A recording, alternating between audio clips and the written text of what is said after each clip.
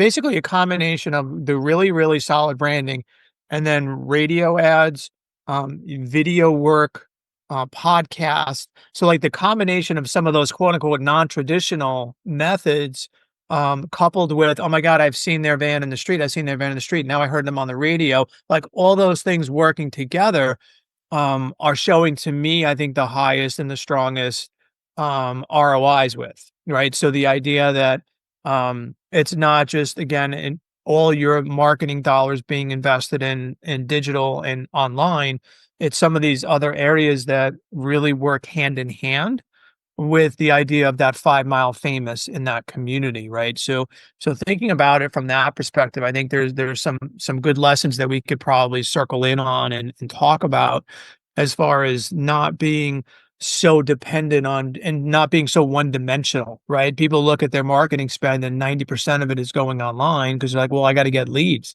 Like, well, we understand you've got to get leads, but it would be better if everyone within the community knew who you were instead of you hoping that Google is going to deliver who you are at the same time. So that I think is a great message that we can talk about and we can zero in on that specifically as far as how that benefits and that serves to increase obviously the reason why that they should use someone like you obviously to help with some of those things and also the idea that hey, this is another thing that I should be investing my time in. And the reason why some guys don't want to do it though, Jim, honestly, is because it's hard, because it takes a commitment, because it's work, where it's easier to send a check to the digital marketing company and say, buy me more leads, right?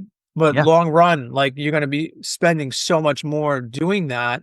And you're also not building up residual. Like you buy that lead and then that customer comes to you. Now you got to buy another lead, right? Mhm. But if you're continuing to reinvest in people within the community knowing who you are, that's the part where I think there's some great value, and we could talk about that. I think that would be a good message that we could get across.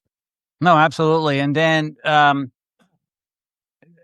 ever since we've been communicating as humans, as far as I know, we've used the know, like, and trust. It's kind Yeah, of in us. So yeah, it's very simple, right? If they know you, which is the branding, let's assume they like you. I'm not saying love, like yeah, you.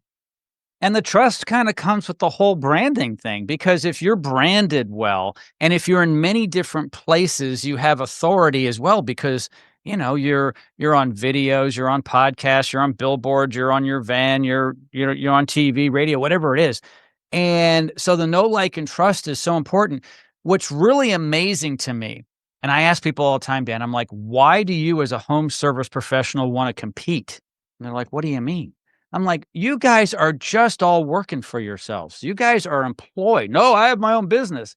I said, "Not necessarily. You are employed, self-employed, and you're only as good as your next lead. You need to separate yourself from the pack, do something different, brand yourself, and stand out." I talk about it all the time online. Stand out. And many of these companies don't stand out. So when I see that you've done a rebrand, I know that that company has made a decision to stand out.